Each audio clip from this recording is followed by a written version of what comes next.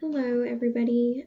After reviewing this week's readings and watching the online presentations, I noticed that the counseling skills outlined are very basic yet powerful if utilized properly.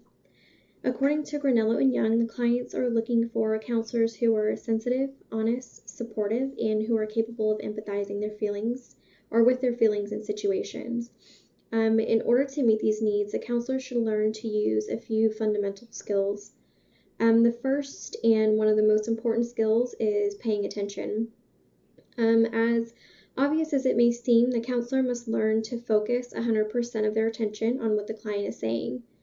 Granello and Young explain that learning to channel or our full attention can be a commodity that a client will definitely appreciate.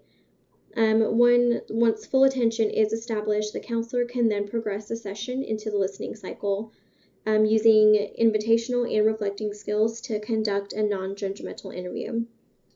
Counselors typically start the session by using open questions that require the client to respond. Questions such as, "Tell me more about what brings you here today," will aid in initiating the conversation.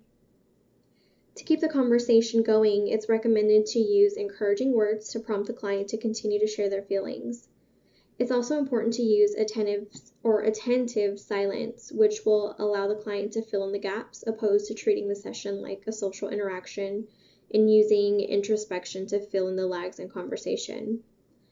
Additionally, the counselor should identify the client's emotions and verbalize what the problem means to the client. Lastly, paraphrasing what the client is saying will ensure them that you're listening and understand the information they are attempting to portray.